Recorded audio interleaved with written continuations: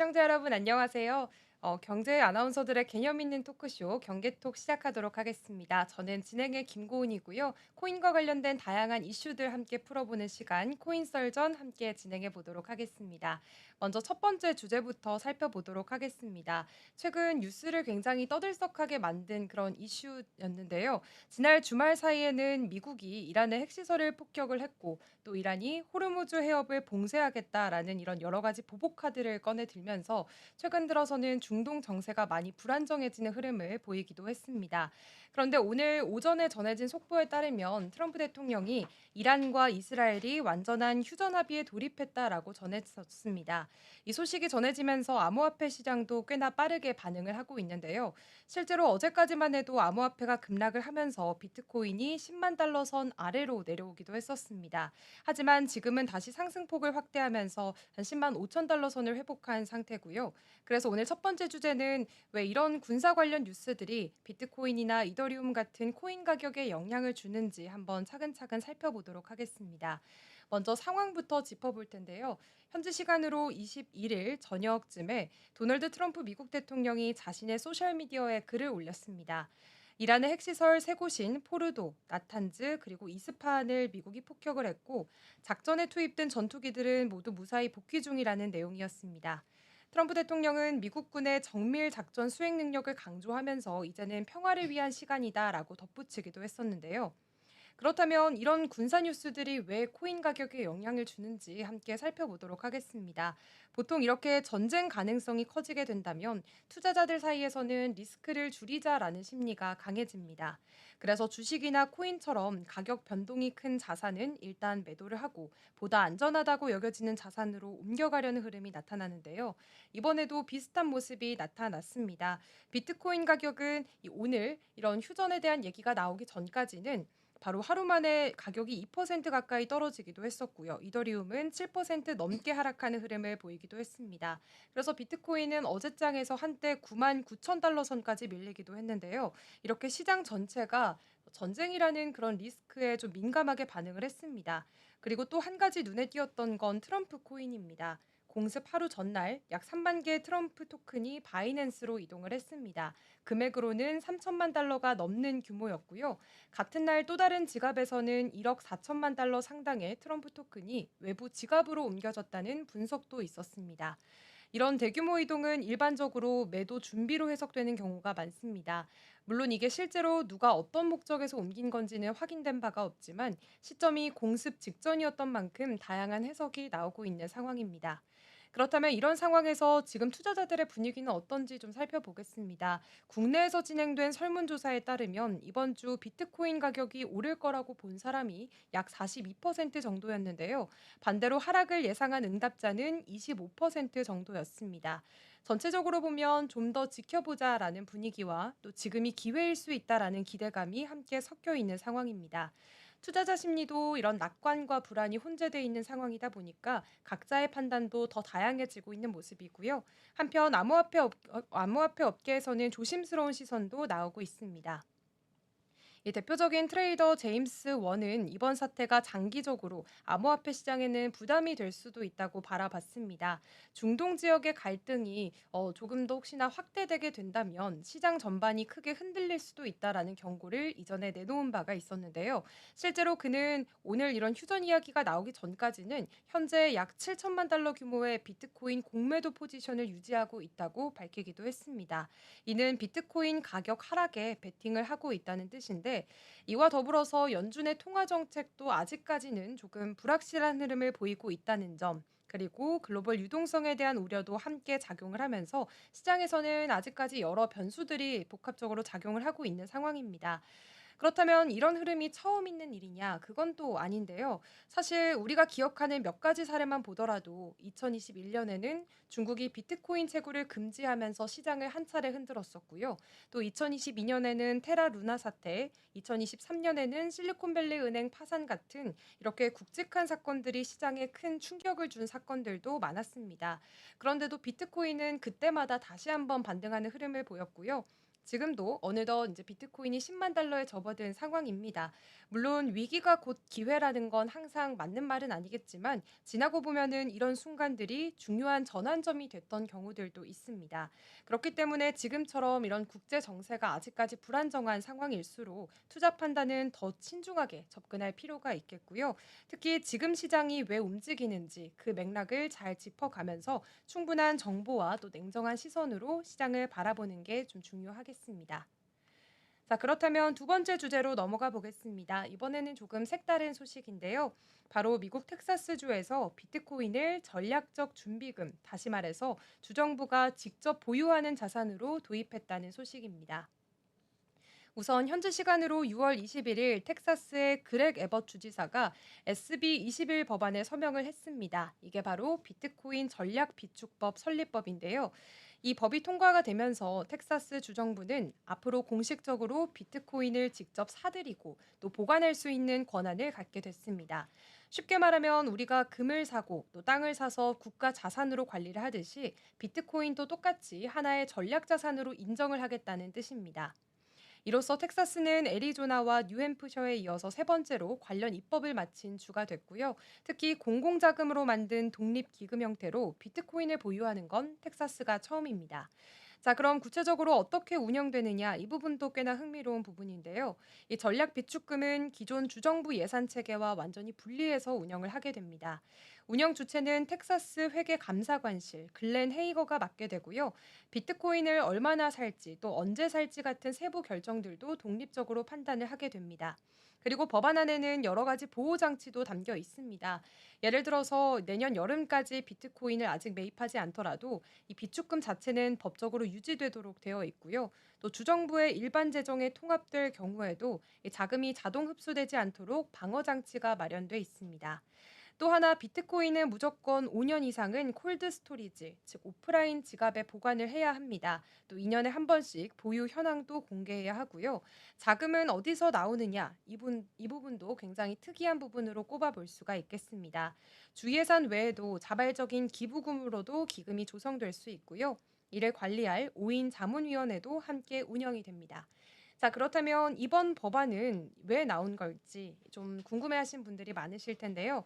법안을 처음 발의한 찰스 슈베르트너 상원 의원은 이런 말을 했습니다. 텍사스는 땅도 사고 금도 샀다. 이제는 비트코인도 검토할 때다. 이렇게 말을 남기면서 꽤나 상징적인 의미를 남겼습니다. 지난 10년간 비트코인은 전 세계 주요 자산 중에서 가장 높은 상승률을 기록을 했습니다. 이걸 단순히 투자용이 아니라 이제는 국가 차원의 전략 자산으로 바라보자라는 인식이 커진 건데요.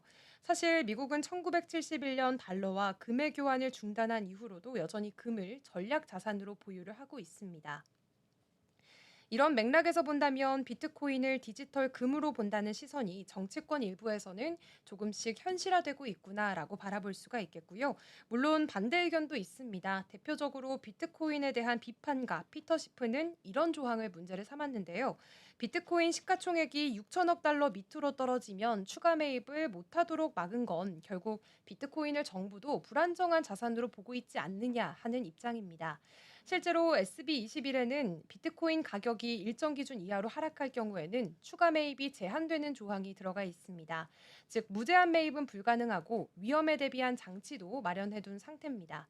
그런데 이런 움직임은 텍사스만 하고 있는 건 아닙니다. 지금까지 유타나 일리노이, 뉴멕시코, 오하이오, 펜실베이니아를 포함해서 24개 주가 유사한 법안을 발의한 상태고요. 또 일부 주에서는 200달러 이하의 세금은 비트코인으로 결제할 수 있도록 시범 운영하고 있는 중입니다. 그리고 더 나아가서 연방 차원에서도 움직임이 있습니다.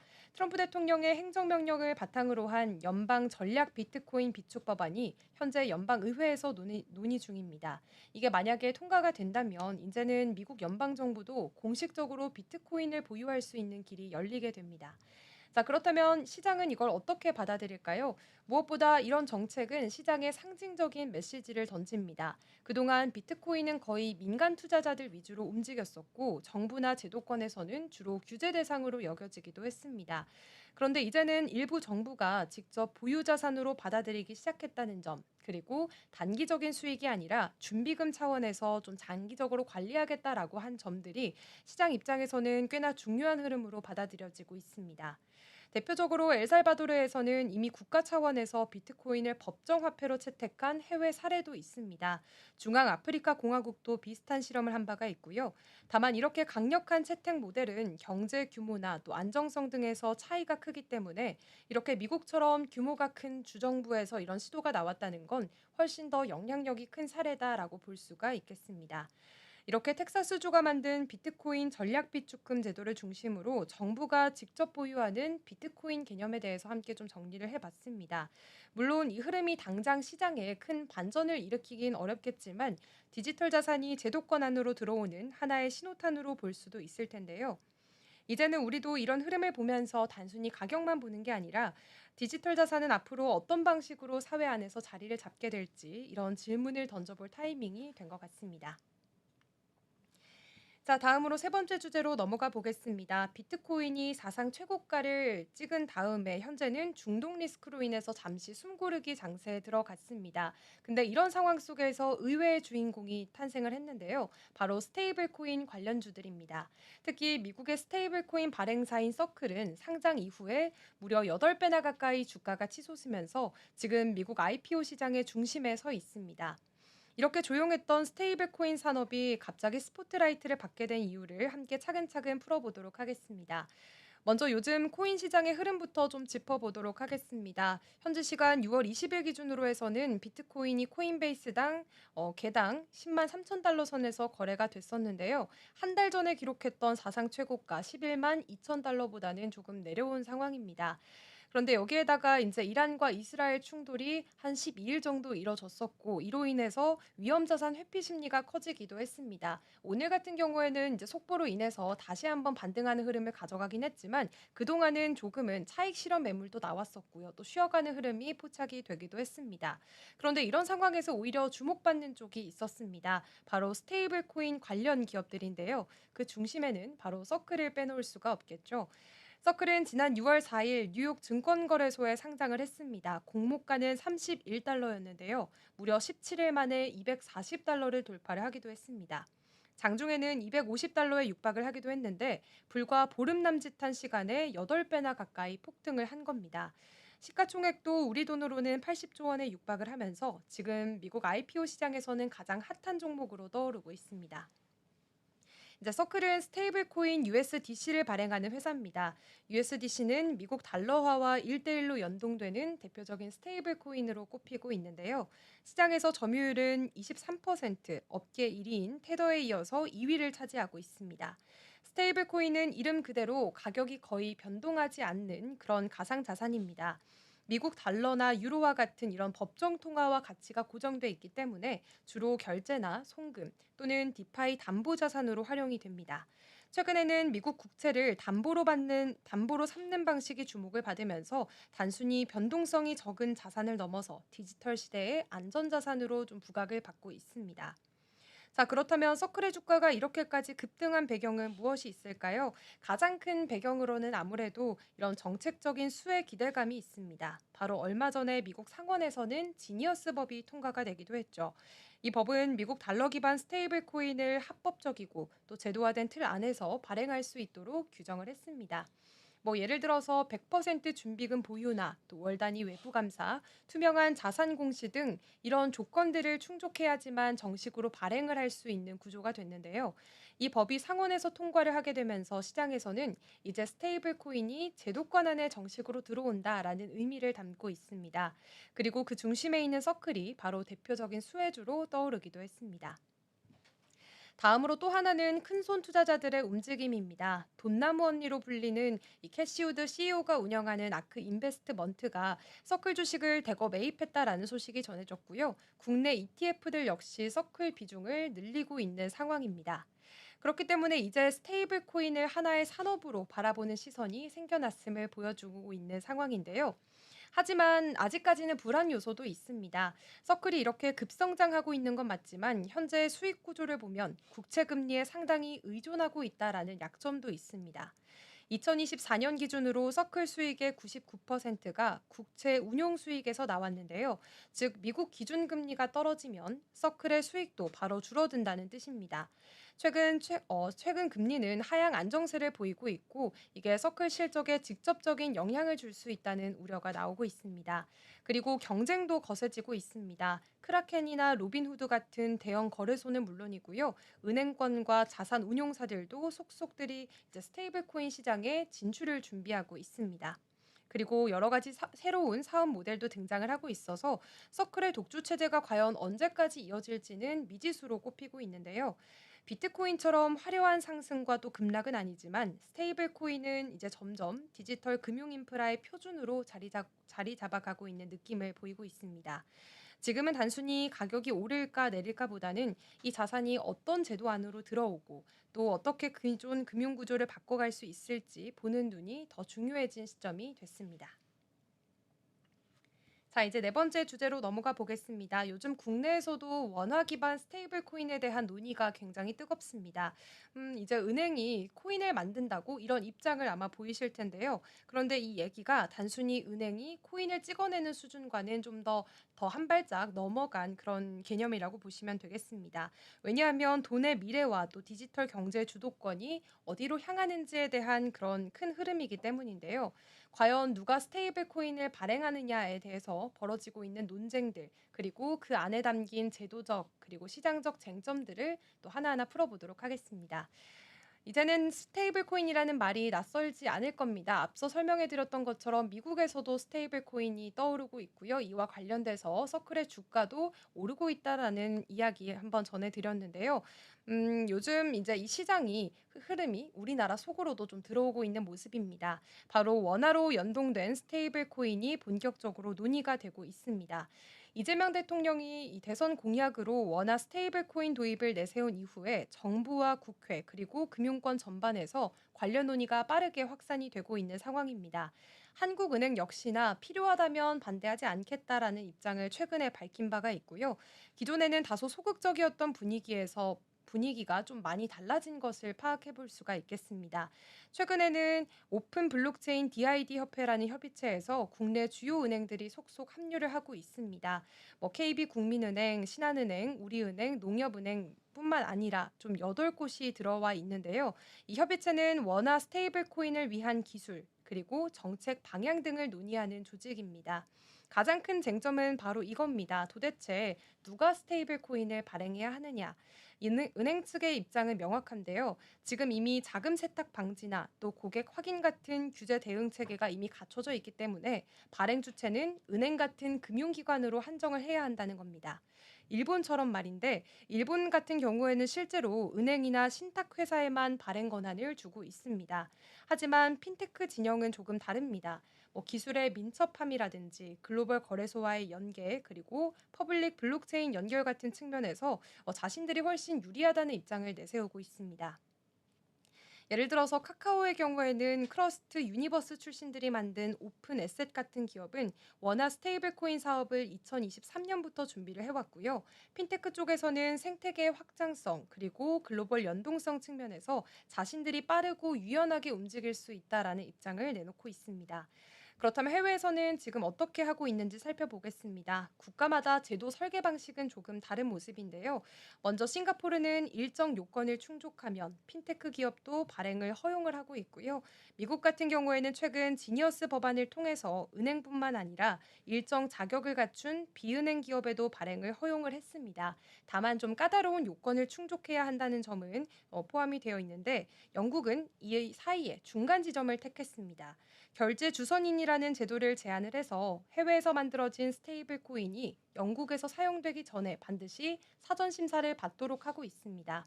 이 심사를 담당하는 기관은 영국 금융감독청으로부터 인가를 받은 주선인이고요. 이 주선인이 발행인과 협약을 맺고 자료도 확보한 뒤에 허가를 내주는 구조입니다. 그렇기 때문에 발행 주체를 딱 하나로 제한한다기보다는 위험 관리를 위한 장치를 함께 마련하는 흐름으로 가고 있다는 게 공통점입니다. 현재 우리나라에서도 두 가지 법안이 곧 국회에 발의될 예정인데요. 하나는 디지털 자산 기본법, 또 하나는 디지털 자산 혁신법입니다. 이 법안들은 스테이블 코인을 포함한 디지털 자산을 자본시장법처럼 투자 자산으로 규율하려는 성격이 강합니다. 그런데 여기서 문제가 생깁니다. 사실 스테이블 코인은 투자 자산보다는 사실상 결제 수단이나 또 송금 수단으로 많이 쓰이고 있습니다.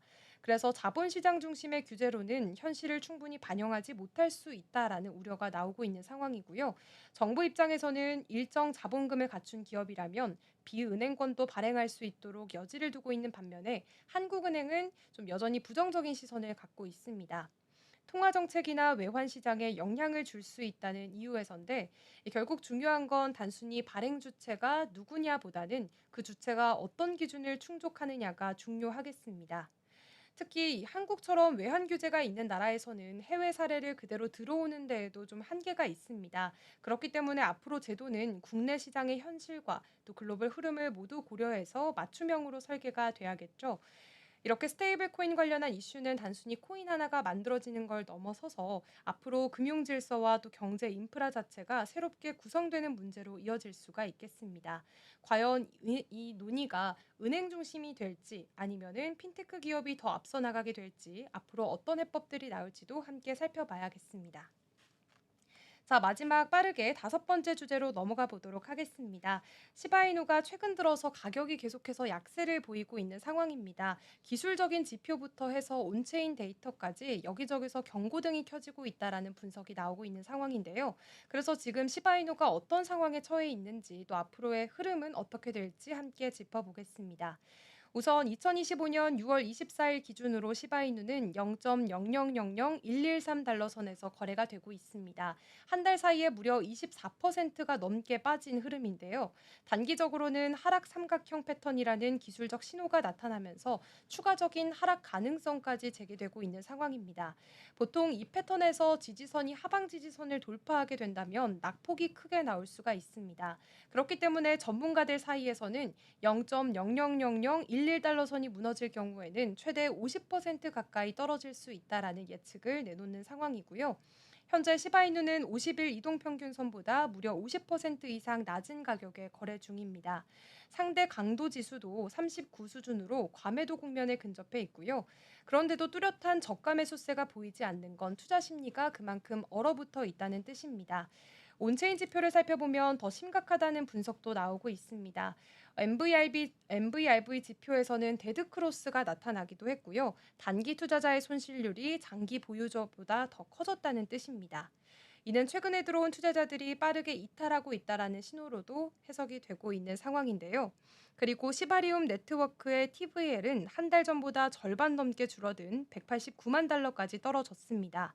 24시간 기준으로 해서 시바이누 소각률이 7,200%나 급증을 했는데 가격에는 전혀 영향을 못 주고 있습니다. 결국 수급 측면에서 구조적인 개선이 전혀 이루어지지 않고 있다는 뜻이기도 합니다.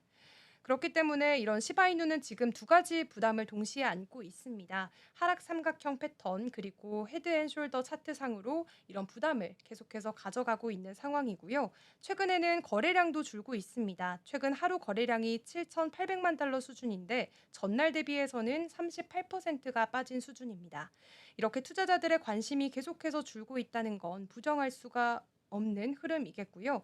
사실 이번 시바이누의 하락이 단기적인 문제는 아닙니다. 왜냐하면 시바이누는 매년 6월마다 약세 흐름을 보여왔기 때문인데요. 2021년에는 마이너스 4.75%, 2022년에는 마이너스 12%, 2023년에는 마이너스 11.5%, 그리고 작년에는 마이너스 32.3%나 폭락을 했습니다. 올해도 6월 들어서 이미 9%나 넘게 하락을 했습니다. 이쯤 되면은 시바이누 입장에서는 6월 징크스다라는 말이 나올 정도입니다. 그런데 흥미로운 건 이런 분위기 속에서도 일부 고래 지갑들이 시바이누를 대량으로 매수하고 있다는 점입니다. 이건 하락세가 완전히 끝났다라는 뜻은 아니지만 적어도 시장이 바닥 다지기 국면에 들어섰다는 신호로도 해석을 해볼 수가 있겠고요. 또 하나 주목할 부분은 장기 보유자의 비중입니다. 1년 이상 시바이누를 보유한 지갑 수가 무려 113만 개에 달하고 이들이 들고 있는 물량도 780조 개가 넘어갑니다. 그렇기 때문에 이거는 시바이누에 대한 시장의 기대감이 아직은 완전히 꺼지지 않았다라는 걸 보여주는 지표가 되겠습니다. 그렇다면 앞으로 이 시바이누가 가격이 아니라 진짜 가치를 만들어낼 수 있을지 그거를 이제 계속해서 확인을 해 보셔야겠고요. 투자자분들도 이에 유의를 하시면서 시바이누 투자에도 좀 관심을 가져볼 필요가 있겠습니다. 저는 이렇게 오늘 여러 가지 코인 이슈들 여러분들과 함께 살펴봤습니다. 다음 이 시간에도 여러분들이 궁금해할 만한 다양한 코인 이야기들 들어올 테니까요. 다음 이 시간 코인 썰전으로 찾아뵙도록 하겠습니다. 시청해주신 여러분 고맙습니다.